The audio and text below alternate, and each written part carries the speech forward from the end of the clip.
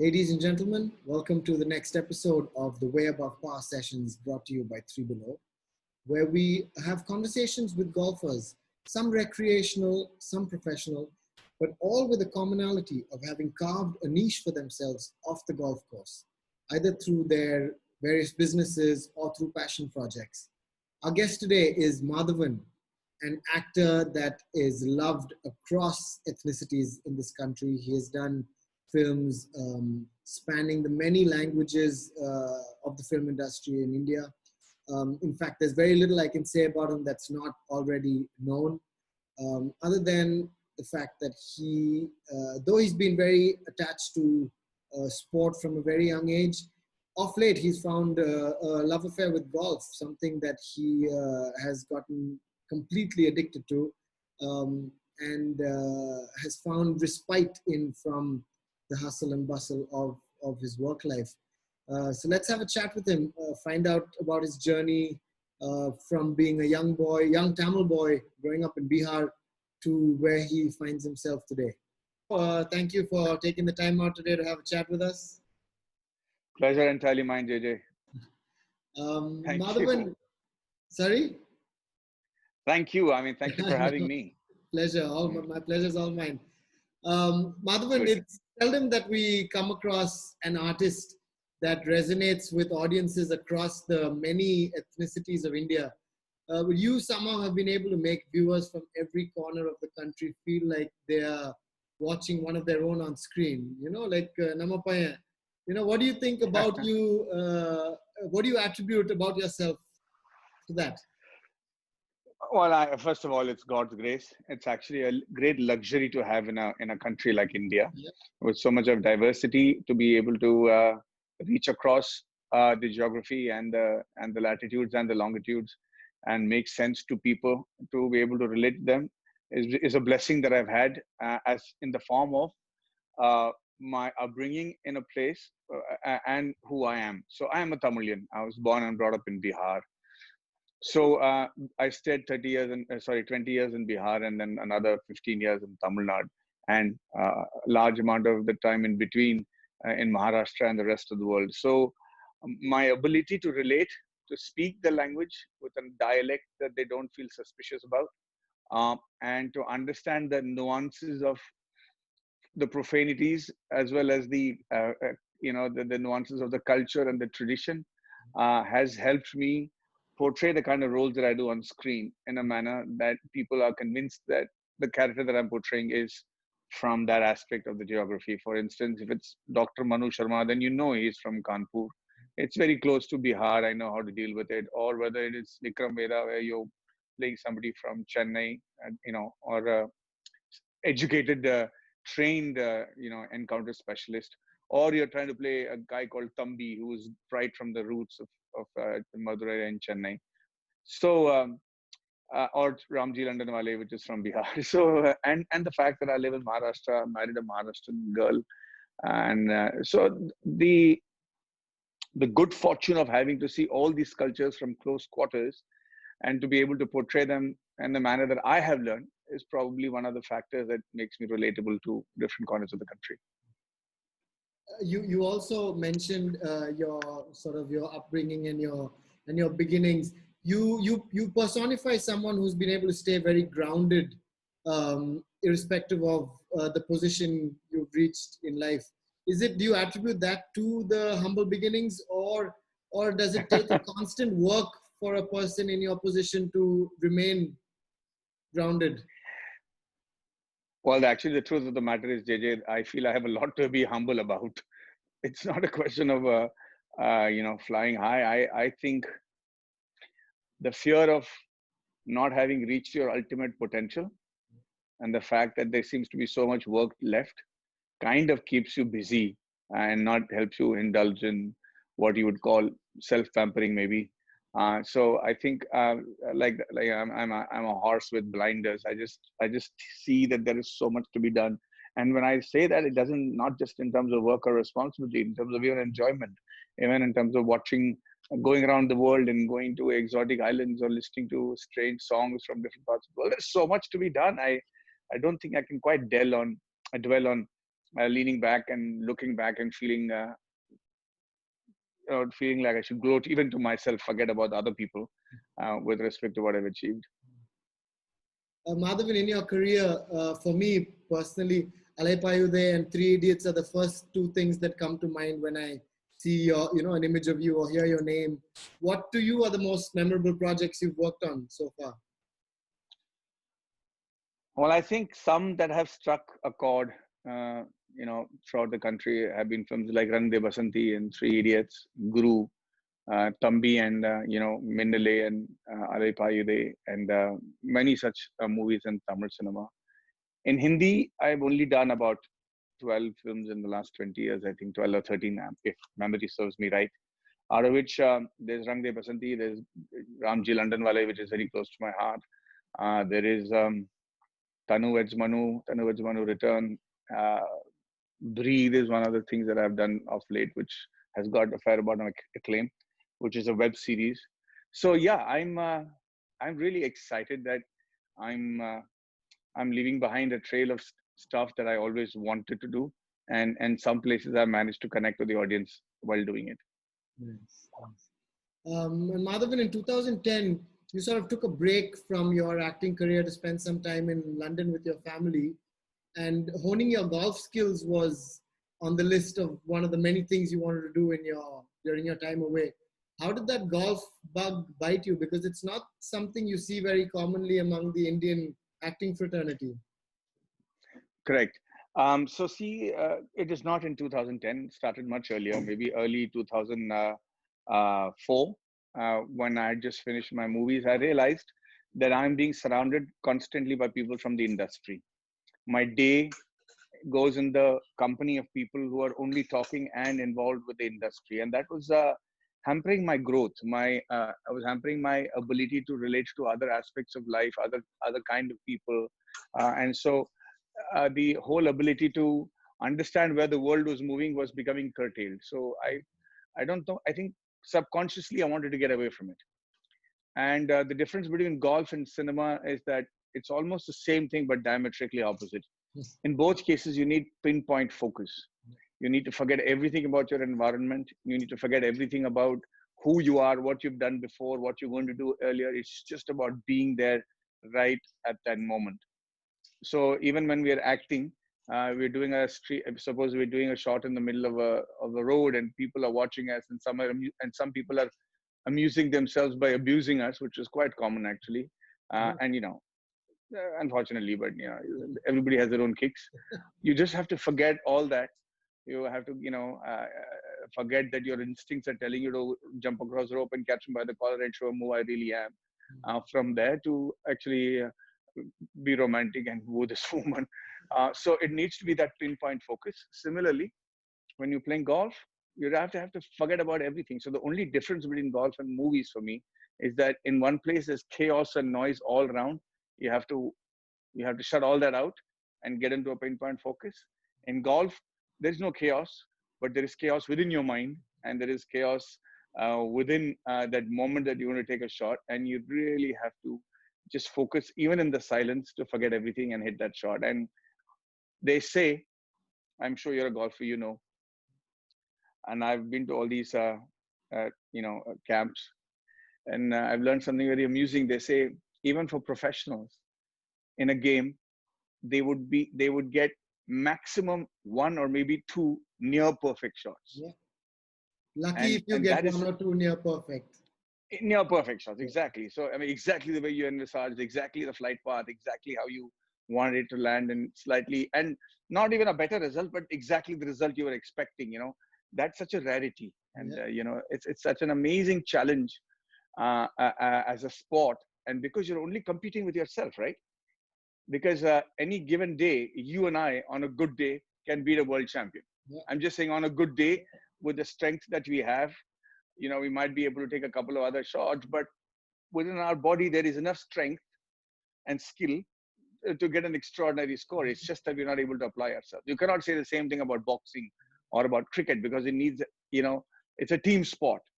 Our boxing is an individual sport, but it requires a lot of physical strength, really. And if you don't have enough of physical strength, as opposed to a world champion, he's going to beat the crap out of you on the very first shot, but not in golf.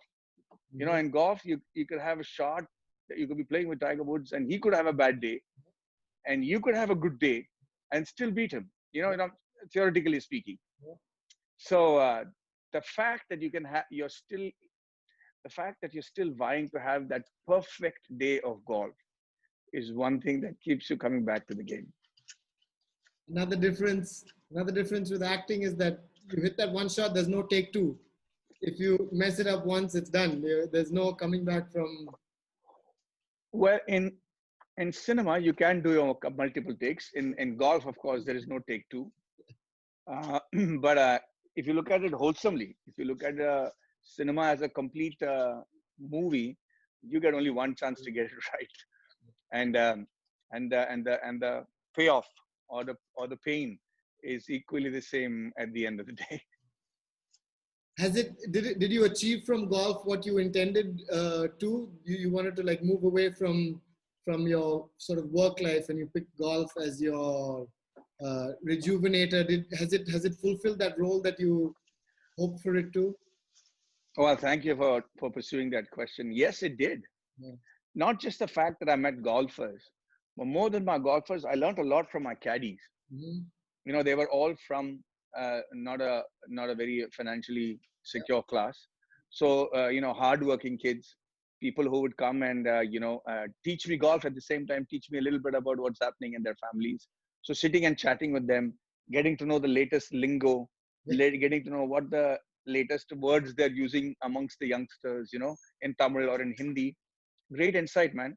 So you could bring back those words and lingo and style and passion into the movies that you're doing and make it more relatable to the youngsters. Have That's the way I cheat. are there any courses you've played around the world or company you've had for a game of golf that stand out in your memory? I have I have dragged my golf set around the world. My wife thinks that I take a little bit more care of the golf set as opposed to her. So much so that I got so upset that she was complaining about my golfing that I went and bought her the most expensive looking pink set with matching gloves and pants and t-shirts. And guess what? She's a golfer too right now. Really? Wow. So yeah. So I have played in an exotic courses around the world, especially unforgettable ones are probably the ones in Rotorua in New Zealand, where the golf course is in the middle of a volcanic field, boiling mud, and you don't want to retrieve out of bound balls, nor do you want to try and attempt crazy things over there. I played in Florida where there are actually alligators around on the golf course. But one of the most unforgettable moments for me, almost surreal, almost spiritual, was actually in Chennai when I was playing in the Cosmopolitan course, and it was a rainy season, late November. I was with my friends, and we were, how golfers are. We're trying to get in our last bit of shots just before the rains come. There is thunder and lightning happening, and we're like, hey, no, just last hole, man, let's finish it off, and that's how we were, right? And I remember it was about 6 or 5:30 in the 5 o'clock, 5:30 in the evening. It used to become darker at that time, and the whole sky had become dark, with angry clouds. And suddenly, right in the middle of that cloud, for some reason, there's a pocket of light that opened up, and I could see the rays of the setting sun actually pierce through. And it was not a hazy pocket; it was a clear pocket. It was like suddenly somebody sucked the clouds out of there. Maybe on the sky it was like a 40 feet diameter thingy, and the sunlight just completely shone through it, bright, and hit my fairway. And I could see I could see like a 500, like a 100 meters circle, like a spotlight, like almost like God is looking through the. It was almost spiritual. I can't explain. Four of us were just sitting there looking. What happened? What is this? It was like somebody was shining a torchlight from the heavens through the clouds. And in the middle of that torchlight hitting the tree and the fairway, it starts to rain. Wow. So you have dark clouds and you have big droplets of rain, and then you suddenly have in between a golden ray of light, and then the rain that is lit up with that golden light. I don't know We all kind of felt very elated, very spiritual that day. And that's one of the reasons that I love golf, because you get to see weird stuff that you normally don't get to see in on a day-to-day, existence. It's probably It was the awesome. divine intervention of the golfing gods sticking it out for you to finish your last hole that day. So Yeah, you we actually did. We started, managed to finish started it at 18th hole. terribly, though. Yeah, but we were never the same after that. For some reason, all four of us, my friends, we were like, wow, it was almost, it almost made us humble. We went to another level altogether. Spiritually, I think it was great. It was lovely. And that's why I have such an affinity for the game. Beautiful. Another thing, another thing that golf gives you, I don't know how many people know it who don't play golf, but when we pick up our set and go and log into any golf course around the world, they put you up with four strangers. You end up playing the game with either some locals there or somebody who's visiting there, and all of a sudden you're in such close proximity, and golf gives an insight into who you really are. It actually bears your soul, right, to your fellow players. And then you have bared your soul, and you suddenly realize you've made some connections that have lasted for a lifetime because of that one game of golf. I'm sure you relate to that. Yep, absolutely. Yeah. Madhavan, from where you're sitting now, as someone that has achieved a huge amount of success with what you're doing, if you connect the dots backwards on your journey, I'm sure it'll depict a story of someone that made a lot of right decisions and choices. Um, is the person that you are today what you had imagined for that engineering student in Kolhapur over 2 decades ago? JJ, I'm not going to say that I'm a substance or a product of conscious decisions that I made through the years. Okay, I'm actually a mix of grabbing opportunities, being open to a people's point of view, and and and letting just life prepare me for what would have been my ultimate profession.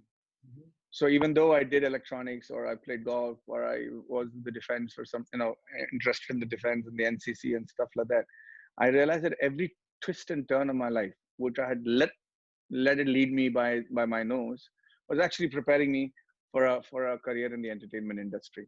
So whether I'm portraying Flight Lieutenant Rathod in Rang De Basanti, or I'm trying to play your Bihari cook, or Madhav Shastri in Rehna Hai Tere Dil Mein, I have been through this life. I don't need to project ahead or backwards to imagine how that character will be. I know how an Air Force officer stands. I know how he deals with his mother. I know how he says farewell to his girlfriend. Every minute, every important moment, he's trying to drink up with his eyes so that he wants to know in times of need what he will remember. All these things, all life can only teach you based on whether you've experienced it yourself or not. So if you ask me if I aimed to be who I am and where I am today, not even remotely close, not even remotely close. But have I reached the pinnacle of what I thought I'm capable of? Not, not really, because I know that I've been riding the wake of all this enthusiasm and the enthusiastic approach that I've had to every new experience. But somewhere I need to put down roots, turn around and see what I need to do next in my life. I need to know which way to swim. So I'm still very much in the middle of the whirlpool, but I'm very grateful and happy to have reached that. That's beautiful that it's not almost not acting for you. It's just playing out what life has thrown at you for all these years leading up to who you are today. Yes, and that is why my films are few and far between. I don't really think I'm a very good actor, in the sense that if somebody asks me to portray something that I'm not, I don't think I have the courage yet to pick that up. If somebody tells me play a blind man, or somebody tells me play this hero, who's out there and smooches girl in public and bees that rock star. I haven't been a rock star in my life. That approach I have to inculcate, imagine, and portray. I haven't been able to do that very, very effectively. So I'm thankful for the life experiences that I've had. So that's why the films are few and far between. You, Madhavan, you also had a brief stint with the British Army, the Royal Navy, and the Royal Air Force. And I think it was something you considered pursuing but couldn't. Tell us a little bit about how that came about. Well, I was with the NCC, the National Cadet Corps. I had the good fortune of representing Maharashtra as the All India Best Cadet, and I got selected for the youth exchange program where we had to go to England, and there we were training with the defense forces over there. So we were at the Atherton Air Force Base, at Portsmouth Naval Base, and Anderson Artillery Base, I think. And then so it was an extraordinary experience, even though we used to have briefings by our defense, personnel who would ask us to keep an eye out and see what was happening. We'd have debriefings at the Ministry of Defense. We got the opportunity to have tea with the royalty in England, or have a high tea with our president at the Rashtrapati Bhavan. We've done all that and gone to 10 Downing Street, things that normally a youngster of that of our times does not actually get to see. But I was very, very fortunate. Yeah. So I had the good fortune of observing all the training from very close quarters. We had to go through rigorous training ourselves before we reached the RDC, which is the Republic Day Camp, and unforgettable moments of my life, absolutely unforgettable. And I think a lot of that discipline that I learned there, and knowing that I can apply myself when I really want to, has helped me be the actor I am today. So very, very grateful for that insight into the defense life. I still tell you one thing though. If you ask me what food I salivate to, one of the things that I cannot get enough of for some reason is the langar ka khana. Yaar. You know, when you go there among the soldiers and they give you that rice and dal and that pyaz with it, and they give you that aloo ka sabzi. We used to have a mountain of it, man. Now I look at food and I put on weight, but on the plate, it used to be like a mound. And you put the dal in between, and kela used to, like a banana used to be luxury. It used to be part of the bada khana. I'm still salivating at the taste of that. Well, That roti was just out of the world. you were probably also burning a ton of calories doing all the things you were doing with the. Oh yeah, yeah, So yeah. We used to run 6 kilometers every day in the morning as soon as we wake up. So that was not a problem. The funny part, get up in the morning, brush your teeth, quickly put on the shoes in the cold and run for 6 kilometers. And that too with our PT shoes. But after coming back from the 6 kilometer run, the bloody line to go to the bathroom was so long. It was more traumatic to wait in that line than to run 6 kilometers. And we had to do it within 22 minutes or 21 minutes as best cadets. It was a unforgettable moment of our lives. Madhavan, there's a handful rather of actors from India that have stepped out and made a mark for themselves in Hollywood, and not just has that catapulted their careers, but it's also sort of begun to portray India as a much more global nation to the world.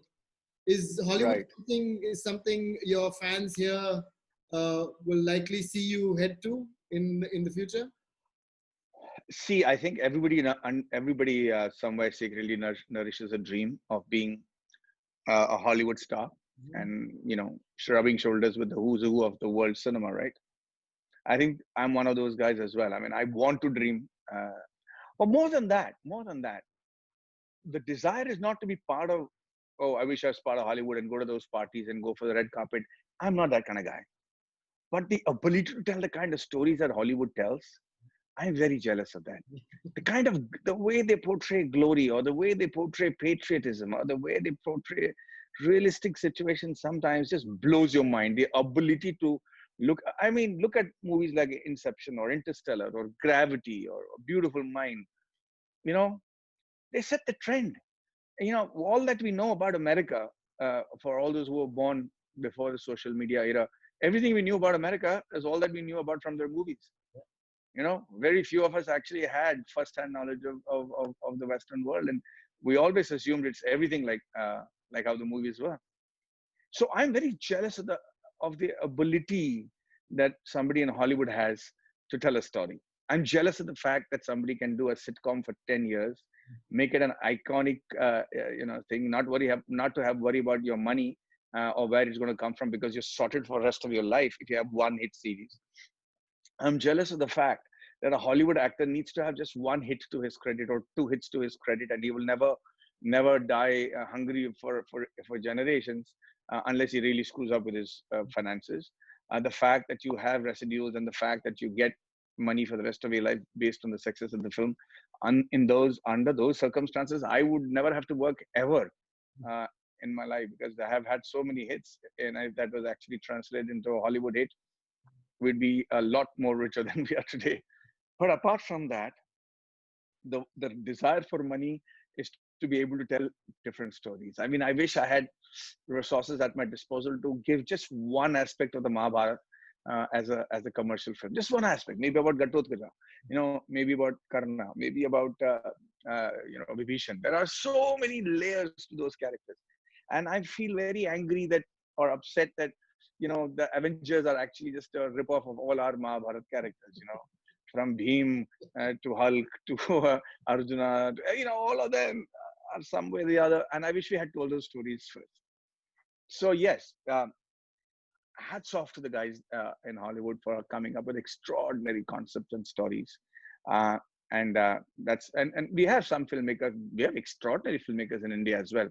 But the amount of liberty they have in terms of wealth and in terms of technology that's available to them, and the ability to invest in that technology is so free that I feel deprived. That I wish I had the opportunity once to actually go there and spread my wings so that I can tell a longer story, a bigger story, a better story, which I'm not unfortunately allowed to say in India. But do you think Bollywood doesn't have the capacity to leave timeless pieces of art like that will resonate with for generations to come, like movies you mentioned, like Interstellar and Inception and A Beautiful Mind and stuff? Oh no, we definitely have the ability. So that's absolutely there. It's just that we don't think about it. It's very easy for us to get. There are extraordinary world-class directors and who are admired around the world who are coming in from India, right? And we've had our own set of hits and blockbusters and iconic hits, of nothing to complain about. But a budget of a big budget Hollywood film is not even remotely close to the highest budget of film that we can afford in India. Okay, and I'm only talking in terms of resources available. It's not creative. It's only resources available, right? And they seem to have had that for the forever, for the last 50 years, right? So they are able to make Star Wars. It's just that we don't think in those lines. And by doing that, they're able to project a culture that the whole world is aspires for.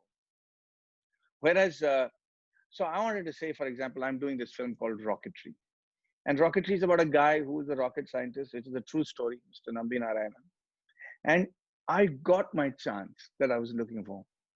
Because if you go to the West, everybody's, any Indian film that you've seen, an Indian actor is at best either a taxi driver or a great doctor or a great, what you would call, a technician or a software engineer. But or somebody who goes to the bar and is trying to woo the prettiest blonde over there just to say, hey, you know what, I was there with an Angrez. But they're not able to imagine that there'll be rock star rocket scientists, good looking guys who are probably as Nambi Narayanan was as good looking or even better looking than John F. Kennedy, actually, if I may say that. And he was very, very smart and extremely intelligent, and people were mesmerized by how he was in terms of a scientist as well as a charmer. And he was one of those guys who would actually say, hey, you know what, thank you, but I'm married. And so to see these alpha males coming out of India, to see intelligent rock star scientists who can actually hold their own in front of anybody, unafraid of people they were facing, like Nambi Narayan was unbelievable in Russia. He stood up to the Kremlin, to the mafia there. I mean, those are the stories that we should see about Indians as well. So what I basically mean is, it's about time we made films about superheroes like Sundar Pichai and Satya Nadella and the rest of the Indian uh, uh, you know, uh, CEOs who are shaking up the world with what they're capable of achieving, and they're by no means non-alpha males. So we need to make stories about them and like them for the budgets that we don't have yet. Fabulous. I hope that we get to a day when we see Madhavan portraying these Indian superheroes in Hollywood, and hope we don't have too long for that. Yeah. Yeah. Going back to your golf for just a second, you haven't been spotted on the course too much off late. Have you given it a bit of a break? Yes, that's thanks to the movie, thanks to Rocketry. I've been involved with this film for the past 3.5 more years. It's taken everything that I've had, and I'm happily going into it. And golf is so I'll tell you a secret about me that nobody knows. After a hard day's work, when I find it difficult to sleep, and I know I want to sleep quickly right now because I have to get up in the next 5 hours or 4 hours. The one thing that I do is put my head on the bed and I start playing golf in my mind on my home course. So I start off with teeing off on the first hole. I can imagine the thing, I can imagine the shot, I see where it fell. And by the time I finish the first hole, I'm already fast. I'm feeling sleepy as I speak to you. It's like that. Yeah. So it's one of the most comforting things for me. So I miss it a lot. I will return to it very quickly with vengeance, I think. But it's one of those games that doesn't easily forgive you. So I have to go back to the drawing board, start learning again, and then find some respectability on the course. Madhavan, my final question is one regarding the situation we currently find ourselves in the midst of. Um, how has this COVID-19 lockdown impacted you personally? And what would you like to see changed with humanity once we overcome this? It's been very testing. It was all fun and games. The first 10 days that they said the lockdown is going to be for the first 10 days, and then they said we're going to extend it for another 15 days. The enthusiasm, was there, like, hey, we'll get back, but the story got more serious and morbid by the day, and suddenly everybody's priorities, as I'm sure happened with you too, everybody's priorities have changed now, and I think we're going to emerge into a world dramatically altered by the scar that we've had for the last 3 months. And I don't think that's the worst is over yet. I think we'll have to prepare ourselves and bravely face what we're heading into. I really think that this generation of people who've been affected, like, I do not know about my son. For him, it might be a little amusing and extremely frustrating. But for people our age and younger or older, I think it would have dramatically altered. For example, I'll tell you what I feel like doing. Like, once I'm out of this COVID, this lockdown, and things become remotely normal, and I've released my film, I really want to take my wife and I go around the world and meet all the people that really mean something to us. I want to go meet them. I don't want to do anything in between. I just want to go see them face to face, touch them. People that mean and have meant something to me in my life, just to make sure they're okay. And I want to do that. Maybe that's the kind of thing that I've never done under normal circumstances at this point of time in my life. But I want to do it now. I want to go to islands, or I want to go to places in India where I've never been, and I want to experience every culture, every food. It just feels like, wow, we don't have that much time, really. Anything can happen at any time. The doomsday predictions are actually became real, for a change. So yeah, I think that new word that people use, YOLO, Yeah. or not, what is it called? YOLO, that's right. FOMO. No, FOMO, FOMO. fear of missing out. That's become rather radiant right now for me. Beautiful. That's a beautiful Yeah, sentiment to want to be able to go and actually touch those people and know that they're okay and that life will go on. yeah, absolutely. Want to go there. I want to smell their cooking. I Yeah. want to know how their house smells. I want to know how they are. I want to know what they remember about me and what I remember about them. Instead of just normal texts on the social media, just doesn't do it for me now anymore. I want to be there. Anyway, thank you so much, Madhavan. It was great chatting with you. Um, Ladies and gentlemen, that was Madhavan, a man that truly needs no introduction, giving us some great insight into the life of a small town boy that has risen in our eyes, maybe not in his, but in our eyes, to superstardom, and showing us that though playing below par on the golf course is something that he's going to continue chasing, no matter where your beginnings are, off the course with the right focus and dedication, grabbing the right opportunities. We all have it in us to be way above par off the course. Thank you, Madhavan. Thank you, JJ. That's very sweet and kind of you. I had a lovely time chatting with you. And yeah, I think at the end of the day, if everybody can hit a little bit of a birdie, we'll be fine. Look forward to seeing you on the course soon. You bet. Likewise. You have a lovely day. You too.